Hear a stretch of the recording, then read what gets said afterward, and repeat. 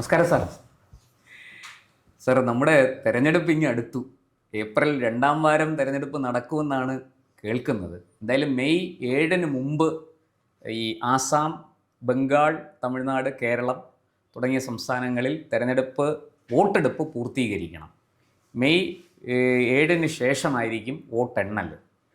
അപ്പോൾ കേരളത്തിലെ കാര്യത്തിലേക്ക് വന്നാൽ ഏപ്രിൽ 2ാം വാരത്തിൽ വോട്ടെടുപ്പ് നടക്കും എന്നാണ് കേൾക്കുന്നത്. ഇപ്പോൾ മുഖ്യ തെരഞ്ഞെടുപ്പ് കമ്മീഷണർ വരികയാണ് കേരളത്തിലേക്ക്. അദ്ദേഹം അടുത്ത് തന്നെ ഏതാനും ദിവസങ്ങൾക്കുള്ളിൽ അദ്ദേഹം എത്തും, കാര്യങ്ങൾ നേരിട്ട് നിരീക്ഷിക്കാനും ചർച്ച ചെയ്യാനും ഒക്കെ ആയിട്ട്. ഇപ്പോൾ എല്ലാ പാർട്ടികളും തെരഞ്ഞെടുപ്പിന് ഒരുങ്ങിക്കഴിഞ്ഞു. തദ്ദേശ തെരഞ്ഞെടുപ്പ് ഒരു സെമി ഫൈനലുമായിരുന്നു. അവിടെ UDFന് വലിയ ആത്മവിശ്വാസവും കരുത്തും ഒക്കെ ഉണ്ടായിക്കഴിഞ്ഞു. അതൊരു വാസ്തവമാണ്. സത്യത്തിൽ ഇപ്പോൾ ആത്മവിശ്വാസം നഷ്ടപ്പെട്ട്, ഈ ആയുധം നഷ്ടപ്പെട്ട് അടർക്കളത്തിൽ നിൽക്കുന്നത് പോലെ നിൽക്കുന്നത് LDF ആണ്. ഒരു പരിധി വരെ BJPക്കും വലിയ പരുക്കൊന്നുമില്ലാതെ അവരുടെ എങ്ങനെയാണോ തുടർന്ന് വന്നത് അത് നിലനിർത്താനെങ്കിലും അവർക്ക് സാധിച്ചു എന്ന് പറയാം. തിരുവനന്തപുരത്ത് ഭരണം പിടിച്ചത് ഒരു വലിയ നേട്ടമായിട്ടും കാണുന്നു. പക്ഷേ UDF ഇപ്പോൾ ഒരു പുതിയ മുദ്രാവാക്യവുമായിട്ട് രംഗത്ത് വന്നിരിക്കുകയാണ്, ടീം UDF. ആ ടീം UDF കോൺഗ്രസ്സിന് മുന്നിൽ നിർത്തിക്കൊണ്ട് വളരെ പുതിയ പദ്ധതികൾ ആവിഷ്കരിച്ച്, കൃത്യമായിട്ട് ഹൈക്കമാൻഡിൻ്റെ ഇടപെടലോടുകൂടി പുതിയ പദ്ധതികൾ ആവിഷ്കരിച്ച് മുന്നോട്ട് പോവുകയാണ്. ഒരു അടിമുടി മാറ്റം, ഒരു ഒരു ഒരു വലിയ ചേഞ്ച് UDFൽ കാണുന്നുണ്ട്. എന്താണ് സാർ ഈ UDFൻ്റെ പദ്ധതികൾ എന്തൊക്കെയാണ്? എന്താണ് അവർ തെരഞ്ഞെടുപ്പ് ഗോതയിൽ പയറ്റാൻ പോകുന്ന തന്ത്രങ്ങൾ? പ്രശാന്ത്, അതിനകത്ത് ഇപ്പോൾ പ്രശാന്ത് ഉപയോഗിച്ച വാക്ക് ടീം UDF. അതാണ് നമ്മുടെ VD സതീശനെ ആവർത്തിച്ച് പറഞ്ഞുകൊണ്ടിരിക്കുന്നത്. ഇപ്പോൾ ടീം UDF എന്ന് പറഞ്ഞാൽ ഒരു ടീം വേണ്ടേ? ആരൊക്കെയാണ് ഈ ടീം UDFലുള്ളത്? 1 കോൺഗ്രസ്, 2 മുസ്ലിം ലീഗ്, 3 വെൽഫെയർ പാർട്ടി. അത് ജമാഅത്തെ ഇസ്ലാമി സ്പോൺസർ ചെയ്തിരിക്കുന്ന. ജമാഅത്തെ ഇസ്ലാമി വളരെ നല്ല സംഘടനയാണെന്ന് സതീശൻ സർട്ടിഫിക്കറ്റും കൊടുത്തിട്ടുണ്ട്. മറ്റൊന്ന് RSP, Kerala Congress Joseph group. പിന്നെ വരുന്നത് അനൂപ് ജേക്കബിൻ്റെ കേരള കോൺഗ്രസ്. എൻ്റെ ഓർമ്മയിലാണ് ഞാൻ ഈ പറയുന്നത്.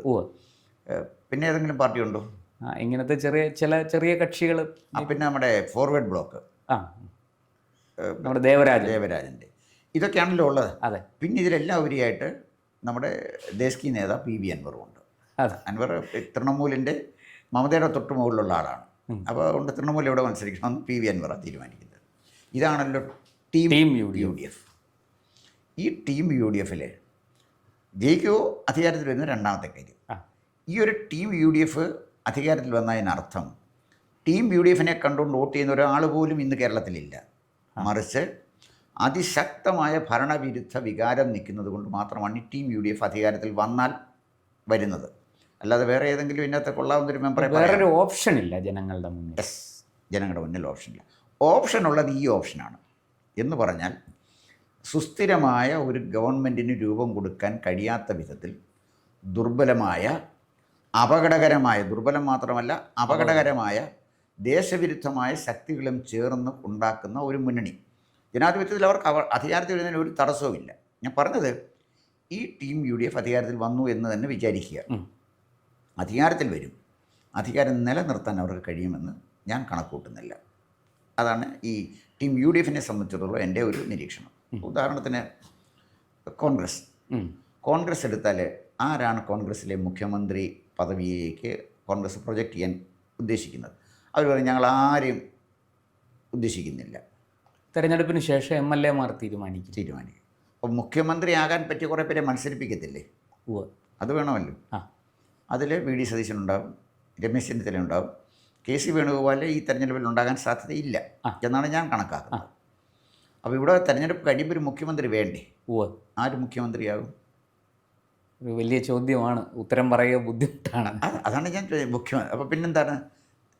നിയമസഭാ സാമാജികന്മാരിൽ നിന്ന്, കോൺഗ്രസിൻ്റെ നിയമസഭാ സാമാജികന്മാരിൽ നിന്നല്ലേ ഒരാളെ മുഖ്യമന്ത്രിയെ തിരഞ്ഞെടുക്കുന്നത്?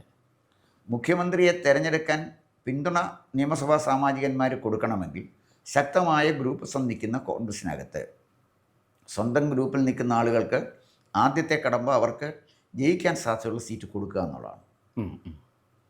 പിന്നെ ആരെയൊക്കെ വേണം മത്സരിപ്പിക്കേണ്ടത് എന്ന് തീരുമാനിക്കുക എന്നുള്ളതാണ്. അപ്പോൾ ഇവരുടെയൊക്കെ പിന്നിൽ സ്ഥാനാർത്ഥി മോഹികളായ ധാരാളം ആളുകളുണ്ട്. അപ്പോൾ അവർ ജയിച്ച് വന്ന് MLA-മാരാകുമ്പോൾ വേണം ഇവരുടെ പേര് പ്രപ്പോസ് ചെയ്യാൻ. അങ്ങനെയാണല്ലോ അതെ, അതിൻ്റെ ഒരു ചടങ്ങ്. അത് കോൺഗ്രസ് പണ്ടും അങ്ങനെയാണല്ലോ. അതെ, പണ്ട് അത് ഹൈക്കമാൻഡ് തീരുമാനിക്കുമായിരുന്നു. ഏതെങ്കിലും ഉറങ്ങിക്കിടക്കുന്ന ഒരാളെ ഹൈക്കമാൻഡ് തീരുമാനിച്ചാലും ഇവിടെ ഇവരെല്ലാം കൈയടിച്ച് സ്വാഗതം ചെയ്യാൻ. അല്ല, വേറെ ഓപ്ഷൻ അവർക്കില്ല. അതെ. അപ്പോൾ ഇതാണ് കോൺഗ്രസിൻ്റെ പോക്കാണ് ഞാനീ പറയുന്നത്. അപ്പോൾ അതുകൊണ്ട് ആ മുന്നണി ഈ ടീം UDF-ൻ്റെ ഒരു ഒരു ഒരു അതിനകത്തുള്ള വൈരുദ്ധ്യങ്ങളാണ് പറയുന്നത്. അതിൻ്റെ ഒരു കെട്ടുറപ്പ്. പിന്നെ 2 മുസ്ലിം ലീഗാണ്. അപ്പോൾ മുസ്ലിം ലീഗിനകത്ത് 2 ശക്തികളുണ്ട്. ഒന്ന് ദേശീയ ബോധമുള്ള ശക്തികളുമുണ്ട്, അതുപോലെ തന്നെ അടുത്ത സമയത്ത് നുഴഞ്ഞു കയറിയ തീവ്രവാദ ശക്തികളുമുണ്ട്. അതൊരു ഫാക്റ്റാണ്. ലീഗ് ഇവിടെ ഭരിച്ചിരുന്നപ്പോൾ വലിയ അപകടമൊന്നും എന്തായാലും കേരളത്തിനുണ്ടായില്ല. ഒരു പരിധിവരെ ഒരു സെക്കുലാർ സ്വഭാവം, അതിനുള്ള സ്വഭാവമല്ല, രാജ്യത്തെ സെക്കുലാർ സ്വഭാവം നിലനിർത്തി അതിന് വലിയ പരിക്കേൽപ്പിക്കാതെ കൊണ്ടുപോയി. അതിനർത്ഥം ലീഗ് സെക്കുലർ പാർട്ടിയാണെന്നല്ല. ഒരിക്കലും ലീഗ് സെക്കുലർ പാർട്ടിയല്ല. മുസ്ലിം ലീഗ് എങ്ങനെ സെക്കുലർ പാർട്ടിയാന്ന് പറയുന്നത് പേരിൽ തന്നെ ഒന്നുമില്ല. അപ്പോൾ അതല്ല. പക്ഷേ നമ്മുടെ സംസ്ഥാനത്ത് ഒരു സെക്കുലർ കൾച്ചറുണ്ട്. സാറേ, ഒരു സാമുദായിക താല്പര്യം പരിഗണിച്ചുകൊണ്ട് എന്നാൽ രാജ്യത്തിൻ്റെ ഭാവിക്ക് വലിയ ദോഷമൊന്നും ചെയ്യാതെ അതിൻ്റെ അഖണ്ഡതയ്ക്കും ഐക്യത്തിനും പരിക്കേൽപ്പിക്കാതെ മുന്നോട്ട് പോയ ഒരു പാർട്ടിയാണ്. അതിനകത്ത് നല്ല മന്ത്രിമാരും ഉണ്ടായിട്ടുണ്ട്, വളരെ കടുത്ത മതമൗലികവാദികളും ഉണ്ടായിരുന്നു. ഉദാഹരണത്തിന് ഏറ്റവും അധികം മതമൗലികവാദികൾ കൈകാര്യം ചെയ്തിട്ടുള്ളൊരു വകുപ്പെന്ന് പറയുന്നത് വിദ്യാഭ്യാസമാണ്. വിദ്യാഭ്യാസത്തിൽ E.T. മുഹമ്മദ് ബഷീർ, അദ്ദേഹം വിദ്യാഭ്യാസ മന്ത്രിയാണ്. ഞാൻ അദ്ദേഹത്തോട് വർക്ക് ചെയ്തതാണ്. ഒറ്റൊരു മുസ്ലിമിനെ നിയമിക്കണം അദ്ദേഹത്തിനോട് പറഞ്ഞിട്ടില്ല. ആ ടീമിൽ, അദ്ദേഹത്തിൻ്റെ ടീമിലുണ്ടായിരുന്ന പല സ്ഥാപനങ്ങളുടെയും ഡയറക്ടർമാർ ഹിന്ദുക്കളോ ക്രിസ്ത്യാനികളോ ആയിരുന്നു. ഒരാളെ അദ്ദേഹം മാറ്റിയില്ല. മെറിറ്റ് നോക്കി തന്നെയാണ് ചെയ്തത്. നിയമനങ്ങൾ പലത് വന്നപ്പോഴും മെറിറ്റ് നോക്കി ചെയ്യാനാണ് E.T. മുഹമ്മദ് ബഷീർ പറഞ്ഞത്. വളരെ സൗമനസ്യത്തോടെ പെരുമാറുന്ന വളരെ കൾച്ചർഡ് ആയിട്ടുള്ളൊരു മന്ത്രിയാണ്. അത് കൃത്യമായി നല്ല വായനയുള്ള ആളാണ്. എവിടെന്നെങ്കിലും പോകുമ്പോൾ അദ്ദേഹം ആഗ്രഹിക്കുന്ന പുസ്തകങ്ങളാണ്. ചിലപ്പോൾ നല്ല പുസ്തകങ്ങളെന്ന് തോന്നുന്നതെന്ന് ഞാൻ അദ്ദേഹത്തിന് വാങ്ങിച്ചു കൊടുക്കുവാൻ വലിയ ഇഷ്ടമാണ് പുസ്തകം വായിക്കുന്നത്. നല്ല വായനയുള്ള, പരന്ന വായനയുള്ള ഒരാളാണ്. അദ്ദേഹം നല്ല വിദ്യാഭ്യാസ മന്ത്രിയുമായിരുന്നു. അതേ കസേരയിൽ പിന്നെ അബ്ദുൾ റബ്ബ് എന്ന് പറഞ്ഞൊരു മന്ത്രി കയറിയിരുന്നു. ഇല്ലേ, എല്ലാം പച്ചയാക്കാൻ. വീടിൻ്റെ പേര് ഗംഗ എന്നുള്ളതായിരുന്നു. അതുപോലും സഹിക്കാനൊക്കാത്ത വിധത്തിൽ മതമൗലികവാദം തലയ്ക്ക് പിടിച്ച ഒരാളെ വിദ്യാഭ്യാസ മന്ത്രിയാക്കിയതും ലീഗല്ലേ. എന്ന് പറഞ്ഞാൽ E.T. മുഹമ്മദ് ബഷീറിനും ലീഗൽ സ്പേസ് ഉണ്ടായിരുന്നു, അബ്ദുൾ റബ്ബിനും സ്പേസ് ഉണ്ടായിരുന്നു. പിന്നെ നമ്മളെടുക്കാം, കുഞ്ഞാലിക്കുട്ടി എടുക്കാമെങ്കിൽ കുഞ്ഞാലിക്കുട്ടി വളരെ സംസ്കൃത ചിത്തനാണ്. ഒരുപാട് ആളുകൾ ആരോപണമൊക്കെ പറയുമെങ്കിലും കുഞ്ഞാലിക്കുട്ടി നല്ല തന്ത്രശാലിയാണ്. കുഞ്ഞാലിക്കുട്ടിക്ക് ഒരു അന്യമത വിദ്വേഷമുള്ള ആളല്ല. ലീഗിൻ്റെ പ്രശ്നം അതാണ്. നല്ലൊരു മുസ്ലിം ആകുന്നതിനകത്ത് ഒരു കുഴപ്പമില്ല. അന്യമത വിദ്വേഷം വരുമ്പോഴാണ് പ്രശ്നം. നല്ല മുസ്ലിങ്ങൾ ലീഗിലെ മന്ത്രിമാരായിട്ടുണ്ട്. നല്ല ഞാൻ പറഞ്ഞ 5 നേരം നിസ്കരിക്കുന്ന ആളാണ് ബഷീർ സാർ.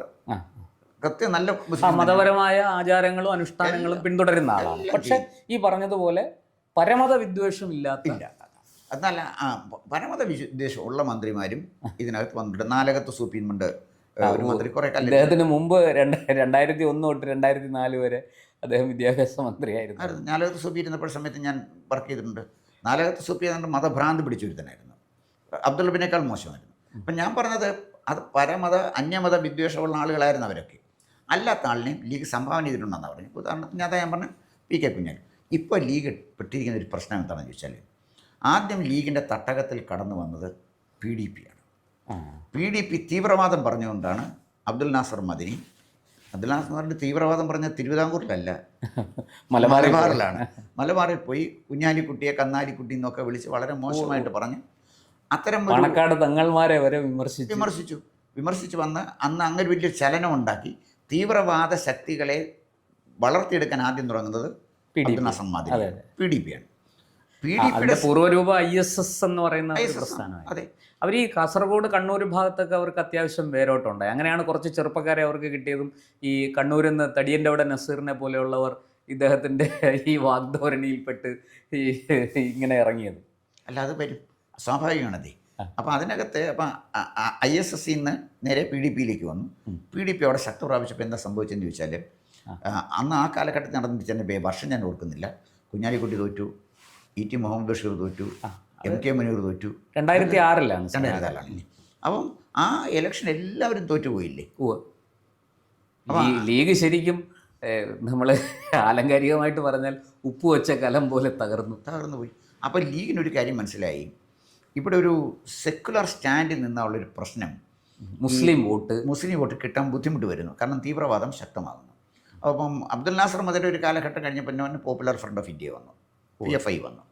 PFI വന്നു കഴിഞ്ഞപ്പോൾ PFI പിടിമുറുക്കി. PFI മുടിമുറുക്കി. ഇതിനിടയ്ക്കൊരു സംഭവം നടക്കുന്നുണ്ട്.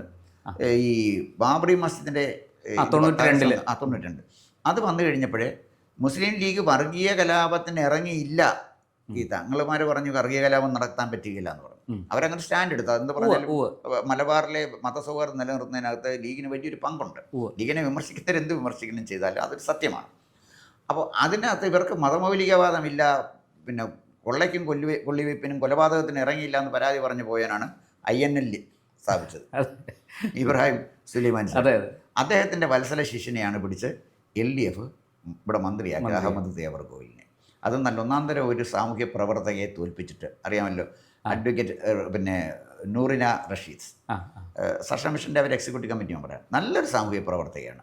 അപ്പോൾ ആ കമ്മ്യൂണിറ്റിയിലെ സ്ത്രീകൾ വളർന്നു വരുന്നതിനുള്ള അസഹിഷ്ണുതയാണ് അവിടെ പ്രകടമായത്. അല്ലെങ്കിൽ ലീഗിൻ്റെ ഒരു സ്ഥാനാർത്ഥി അവിടെ തോക്കേണ്ടതല്ല. അപ്പോൾ അത് സംഭവിച്ചു. അങ്ങനെ വന്ന് ഇപ്പോൾ ജമാഅത്തെ ഇസ്ലാമി സ്പോൺസർ ചെയ്യുന്ന വെൽഫെയർ പാർട്ടി, അത് വേറൊരു പാർട്ടിയാണ്. ഇപ്പം മുസ്ലിം കമ്മ്യൂണിറ്റി എടുത്താൽ ലീഗുണ്ട്, ഇന്ത്യൻ നാഷണൽ ലീഗുണ്ട്, PDP ഉണ്ട്, പിന്നെ ഈ SDPI വരെ അതിനകത്തുണ്ട്, SDPI ഉണ്ട്, പിന്നെ വെൽഫെയർ പാർട്ടി ഉണ്ട്. 5 പാർട്ടിയാണ് ഒരു കമ്മ്യൂണിറ്റിയെ റെപ്രസെൻ്റ് ചെയ്ത് നിൽക്കുന്നത്. ഈ 5 പാർട്ടിയും കൂടെ ചേർത്ത് പിടിച്ചാണ് UDF നിൽക്കുന്നത്. PDP വെളിയിലാണെങ്കിലും അവർ വികാരപരമായിട്ടൊക്കെ വെളിയിലാണെന്നേ ഉള്ളൂ. INL തന്നെ ഇടതുപക്ഷത്തിനെതിരായിട്ടാണ് ഇപ്പോൾ സംസാരിച്ചുകൊണ്ടിരിക്കുന്നത്. അപ്പം അതുകൊണ്ടാണ് പറഞ്ഞത്. അപ്പോൾ കടുത്ത മതമൗലികവാദികളുമുണ്ട്, അത്യാവശ്യം ജനാധിപത്യ വിശ്വാസികളും, വിദ്വേഷം ഇല്ലാത്തവരും ലീഗിലുണ്ട്. ഒരു അവിയൽ പരുവത്തിലാണ്. അപ്പോൾ ഇതിനകത്ത് ഇന്നത്തെ സാർ അവിടെ ഒരു സംശയം ചോദിക്കട്ടെ സാർ. ഈ പൊളിറ്റിക്കൽ ഇസ്ലാം, ഇപ്പോൾ അങ്ങ് പറഞ്ഞു INL പോലും LDFനെ കുറ്റം പറയുകയും CPMനെ ചീത്ത പറയുകയൊക്കെ ചെയ്യുന്നു എന്നുള്ളൊരു സാഹചര്യം ഇവിടെ ഉണ്ട്, നമുക്കറിയാം. അപ്പോൾ അങ്ങനെ വരുമ്പോൾ സത്യത്തിൽ ഈ കേരള രാഷ്ട്രീയത്തിലേക്ക്, ടീം UDFിലേക്ക് ഒരു പൊളിറ്റിക്കൽ ഇസ്ലാമിൻ്റെ കടന്നുകയറ്റം ഉണ്ടായിരിക്കുകയാണ്. അതെ, ഈ പൊളിറ്റിക്കൽ ഇസ്ലാമിനെയും നമ്മൾ പൊളിറ്റിക്കൽ ഇസ്ലാം എന്ന് വളരെ ബ്രോഡായിട്ട് പറയാം. പൊളിറ്റിക്കൽ ഇസ്ലാമിനകത്ത് 3 ധാരകളുണ്ട്. അതിനകത്തൊന്ന് ഈ മൃദുല സലഫിസമാണ്. മൃദുല സലഫിസം എന്ന് പറയുമ്പോഴേ അവരെ കൃത്യമായിട്ട് 5 നേരം നിസ്കരിക്കും, മതപരമായ കാര്യങ്ങളെല്ലാം. പക്ഷേ അവർക്ക് നമ്മുടെ രാജ്യം ഭരിക്കേണ്ടത് ആരാണ്, എങ്ങനെയാണെന്നുള്ളതിനെക്കുറിച്ചൊരു ധാരണയുണ്ട്. അവരതനുസരിച്ച് വോട്ട് ചെയ്യും. നമ്മുടെ KN ഖാദറിനെയൊക്കെ പോലെ. KN ഖാദറിന് വളരെ സംസ്കൃതത്തിന് നല്ല നിലയാണ്. അപ്പോൾ അദ്ദേഹത്തിൻ്റെ സമകാലിക യാഥാർത്ഥ്യം അറിയാം. മതവിശ്വാസിയാണ്, അതിനകത്ത് നിന്നുകൊണ്ടാണ് അദ്ദേഹം കാര്യങ്ങളൊക്കെ ചെയ്യുന്നത്. അതേസമയം ഉറച്ച മതവിശ്വാസിയുമാണ്. അതൊരു മൃദുല സലഫിസമാണ്. മറ്റൊന്ന് പറയുന്നത് സക്രിയ സലഫിസമുണ്ട്. അപ്പോൾ അവർ ഈ പൊളിറ്റിക്സിലേക്ക് നേരിട്ട് ഇടപെടുന്നില്ല. KN ഖാദറൊക്കെ സക്രിയ സലഫിസത്തിൻ്റെ ആളാണ്. മൃദുല സലഫിസം എന്ന് പറയുന്നത് അവരെ നമ്മൾ അറിയുന്നില്ല. അതായത് നേരിട്ട് ഇതിനകത്തേക്ക് വരുന്നില്ല. എൻ്റെ ഒരുപാട് മുസ്ലിം ഫ്രണ്ട്സ് ഉണ്ട്. അവർ നിസ്കരിക്കുകയും എല്ലാം ചെയ്യുകയും ചെയ്യും. അവർക്ക് രാഷ്ട്രീയമായ വീക്ഷണവുമുണ്ട്. പക്ഷേ അനാവശ്യമായ വിവാദങ്ങളിലൊന്നും അവർ പോകുന്നില്ല. ഒരു പാർട്ടിയിലും മെമ്പർഷിപ്പില്ല. ലീഗ് അടക്കം ഒരു പാർട്ടിയിലും മെമ്പർഷിപ്പില്ല. അവരുടെ വീടുകളിൽ ഒതുങ്ങി കഴിയുന്നു, അവർ ജോലി ചെയ്യുന്നു, അവർ ജീവിക്കുന്നു. പക്ഷേ രാഷ്ട്രീയത്തിൽ സമൂഹത്തിൻ്റെ മുഖ്യധാരയിൽ, ആ സമൂഹത്തിൻ്റെ മുഖ്യധാരയിൽ തന്നെ നിൽക്കുമ്പോഴും അവർ രാഷ്ട്രീയത്തിലേക്ക് ഡയറക്റ്റായിട്ട് ഇൻവോൾവ് ചെയ്യുന്നില്ല. എൻട്രി ഇല്ല. അവർക്കത് വേണ്ട, താല്പര്യം അതിൽ നിന്ന് മാറി നിൽക്കുകയാണ്. 2 സക്രിയ സലഫിസം വരുമ്പോൾ അതല്ല, ജനാധിപത്യത്തിൽ നമ്മൾ ഇടപെടണം, നമുക്ക് പൊളിറ്റിക്സ് വേണം. അത് ലീഗാണ്. ലീഗിൻ്റെ സക്രിയ സലഫിസമാണ്. നമ്മൾ ഇടപെടുകയും അതിൻ്റെ ഒരു ഉദാഹരണമായിട്ട് നമുക്ക് KN ഖാദർ, ET മുഹമ്മദ് ബഷീർ തുടങ്ങിയവരെ പറയാം. അവരൊക്കെ ഈ സക്രിയ സലഫിസത്തിൻ്റെ ആളുകളാണ്. പിന്നെ 3 ഈ തീവ്ര സലഫിസമുണ്ട്. തീവ്ര സലഫിസം അത് ഈ മൗദൂദി ലൈനാണ്. മൗദൂദിയുടെ ലൈൻ അനുസരിച്ച് അദ്ദേഹം പറയുന്നത് ഈ ജനാധിപത്യം എന്ന് പറയുന്നത് തന്നെ ആൻറ്റി ഇസ്ലാമാണ്. ദൈവം നിഷേധിയായ പ്രസ്ഥാനമാണ് ജനാധിപത്യം. രാജ്യം ഭരിക്കേണ്ട ജനങ്ങളെല്ലാം കൂടെ തീരുമാനിക്കല്ല, ദൈവം തമ്പുരാൻ തീരുമാനിക്കുന്നതാണ് അവരെ രാജ്യം ഭരിക്കേണ്ടത്. അപ്പോൾ അതുപോലെ തന്നെ മതപരമായ എല്ലാ നിഷ്ഠകളും വേണം. ഈ അത്തരമൊരു ഭരണകൂടത്തിൽ അന്യമതത്തിൽപ്പെട്ടവൻ ഈ മതവിശ്വാസമായിട്ട് ചേർന്ന് പോയെങ്കിൽ നിൽക്കാനൊക്കത്തുള്ളൂ. പിന്നെ നമ്മൾ പർദ്ദ ധരിക്കണം, അതുപോലെ തന്നെ പെൺകുട്ടികൾക്ക് വിദ്യാഭ്യാസം കൊടുക്കാൻ പാടില്ല, ഇങ്ങനെ കുറേ കാര്യങ്ങളുണ്ടല്ലോ. അതിനകത്ത് ഒരു പെങ്കൊച്ച്, ഒരു കൊച്ചു കുഞ്ഞ്, അവർക്ക് 6 or 7 അങ്ങോട്ട് പഠിക്കുന്നൊരു കുഞ്ഞാണ്, ഒരു സമ്മാനം വാങ്ങിക്കാൻ വന്നപ്പോഴേ ഒരു പറയുന്നില്ലേ, എന്തിനാ ഇതിനെ ഇങ്ങോട്ട് വിട്ടത്, സമ്മാനം വാങ്ങിക്കാൻ ഈ കുട്ടിയെ എന്തിനാ ഇങ്ങോട്ട് വിട്ടതെന്ന്. കുട്ടിയുടെ അച്ഛനില്ലയോ എന്ന്, അച്ഛനാണ് പഠിച്ചത്, കുട്ടിയല്ലേ പഠിച്ചത്. പിന്നെ പഴയ കാലത്തെ ഈ പഞ്ചായത്ത് തിരഞ്ഞെടുപ്പ് വന്നപ്പോഴേ ഈ സ്ത്രീകളുടെ പടം വാൾപോസ്റ്റിൽ വെക്കത്തില്ലായിരുന്നു.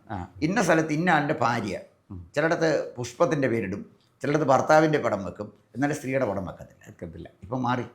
അപ്പോൾ ഞാൻ പറഞ്ഞ അത് അവിടെ മാറ്റം വന്നുകൊണ്ടിരിക്കുകയാണ്. അപ്പം ഈ 3 ധാരകളും ഒരുപോലെ തന്നെ UDF-ൽ നിൽക്കുകയാണ്. പരസ്പരം വൈരുദ്ധ്യമുള്ള, അതേസമയം വളർന്നുകൊണ്ടിരിക്കുന്ന, തീവ്രവാദത്തിന് പിടിമുറുക്കിക്കൊണ്ടിരിക്കുന്ന ഒരു പൊളിറ്റിക്കൽ ഇസ്ലാം സാവധാനം കേരളത്തിൽ വളർന്നു വരുന്നുള്ള വസ്തുതയാണ്. ഇതാണ് അതിൻ്റെ കാര്യം. പിന്നെ വന്ന അടുത്ത പാർട്ടി എന്ന് പറയുന്നത് കേരള കോൺഗ്രസ്സാണ്. കേരള കോൺഗ്രസ് എന്ന് പറയുമ്പോൾ കേരള കോൺഗ്രസിൻ്റെ യഥാർത്ഥത്തിൽ പ്രസക്തി നഷ്ടപ്പെട്ട് കഴിഞ്ഞു. ജോസഫ് ഗ്രൂപ്പ് കേരള കോൺഗ്രസിൻ്റെ പ്രത്യയശാസ്ത്രം എന്താണ് അവർ നിൽക്കുന്നത്, എന്തിനു വേണ്ടി അവർ റെപ്രസെൻ്റ് ചെയ്യുന്നത്? അവർ ബിഷപ്പുമാരുടെ സ്പോൺസേഴ്സ് അല്ലേ. അപ്പോൾ ബിഷപ്പുമാർ സ്പോൺസർ ചെയ്ത ആളുകളാണ് കേരള കോൺഗ്രസിൻ്റെ. അപ്പോൾ എന്ന് പറഞ്ഞാൽ അതൊരു തിയോക്രാറ്റിക് സ്റ്റേറ്റല്ലേ അവർ ആഗ്രഹിക്കുന്നത്. ബിഷപ്പ് പറയുന്നത് നമുക്ക് വേണ്ടിയാണ്, ബിഷപ്പ് പറയുന്നത് ബിഷപ്പിന് വേണ്ടിയാണ്, അല്ലെങ്കിൽ അദ്ദേഹത്തിൻ്റെ ഒപ്പം നിൽക്കുന്ന ക്രിസ്ത്യാനിക്ക് വേണ്ടിയാണ്, വേറെ ആർക്കും വേണ്ടിയൊന്നുമല്ല ബിഷപ്പ് സംസാരിക്കുന്നത്. അപ്പോൾ പള്ളി നിയന്ത്രിക്കുന്ന ജോസഫ് ഗ്രൂപ്പ് കേരള കോൺഗ്രസ് ഒരു group, Joseph group Kerala Congress ഒരു ഗ്രൂപ്പ്. പിന്നെ RSP റവല്യൂഷണറി സോഷ്യലിസ്റ്റ് പാർട്ടിയായിരുന്നു. അത് ചവറ മുതൽ ചവറ വരെ. പണ്ട് 2016 ശേഷം അവർക്ക് നിയമസഭയിൽ പ്രാതിനിധ്യം ഉണ്ടായിട്ടില്ല. അതാണൊന്ന്. പിന്നെ നമ്മൾ വരുന്നത് ഫോർവേഡ് ബ്ലോക്ക് അവരിപ്പോൾ കടന്നു വന്നതേ ഉള്ളൂ. സങ്കല്പമാണ് ഫോർവേഡ് ബ്ലോക്ക് എന്ന് പറഞ്ഞാൽ സങ്കല്പമല്ലേ. ഞാൻ ജീവിതത്തിൽ ആകെ കേരളത്തിൽ കണ്ട ഒറ്റ ഒരു ഫോർവേഡ് ബ്ലോക്ക് തന്നെ ഉള്ളൂ, ദേവരായന. വേറെ ഒരാളെ കാണാനുള്ള ഭാഗ്യം എനിക്ക് കിട്ടിയിട്ടില്ല. അപ്പോൾ അദ്ദേഹത്തിന് കൃത്യമായിട്ട് രാഷ്ട്രീയമൊക്കെ ഉണ്ട്, പക്ഷേ അതാണ് ഫോർവേഡ് ബ്ലോക്കിൻ്റെ സ്ഥിതി.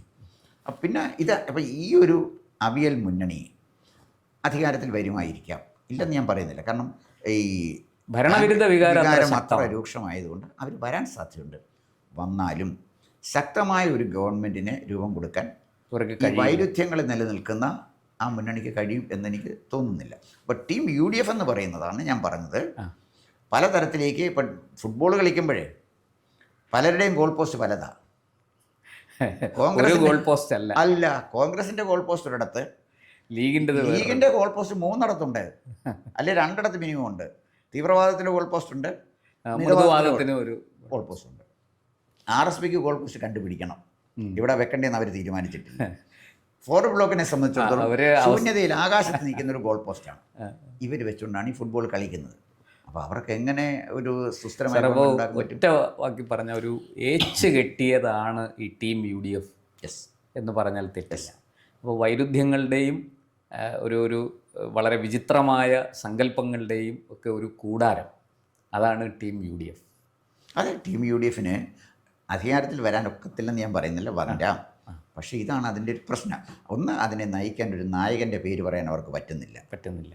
മറ്റേ കരുണാകരൻ, ആൻ്റണി എന്ന് പറയാമായിരുന്നല്ലോ. അതല്ലെങ്കിൽ ഉമ്മൻചാണ്ടി, രമേശ് ചെന്നിത്തല. അപ്പോഴത്തെ രമേശ് ചെന്നിത്തല ഉണ്ടായിരുന്നു. ഇപ്പം രമേശ് ചെന്നിത്തലയെ അപ്രസക്തനാക്കിയില്ലേ. രമേശ് ചെന്നിത്തലയെ UDF നയിക്കാൻ നിയോഗിക്കപ്പെട്ടിരുന്നെങ്കിൽ കുറേ കൂടെ ഒരു ബെറ്റർ ഓപ്ഷൻ നമുക്ക് പറയാമായിരുന്നു. ഇതിനൊരു നേതാവുണ്ടെന്നുള്ള കാര്യം. രമേശ് ഒരു നേതാവെന്ന് പറയും, കാരണം ഉമ്മൻചാണ്ടിയും രമേശുമായിട്ടാണല്ലോ അതിന് ശേഷം വന്നത്. ഇപ്പം അതില്ല. അപ്പോൾ അതുകൊണ്ട് സ്കാറ്റേഡായ കോൺഗ്രസ് ഇങ്ങനെ നിൽക്കുന്ന ഒരു സാഹചര്യത്തിൽ ടീം UDFന് കേരളത്തിൽ ഒരു ഉറച്ച ഗവൺമെൻറ് ഉണ്ടാക്കാൻ കഴിയുമെന്ന് ഇന്നത്തെ സാഹചര്യത്തിൽ ഞാൻ വിശ്വസിക്കുന്നില്ല. തീർച്ചയായിട്ടും നമുക്ക് കാത്തിരിക്കാം, എന്തായാലും ഇലക്ഷൻ കഴിയട്ടെ. നന്ദി. കൂടുതൽ വാർത്തകളും വിശേഷങ്ങളും നേരിട്ട് ലഭിക്കാൻ ജനങ്ങളിൽ നിന്ന് ജനങ്ങളിലേക്ക് ജനഭൂമി ന്യൂസ് സബ്സ്ക്രൈബ് ചെയ്യൂ. ബെൽ ബട്ടൺ അമർത്താനും മറക്കരുത്.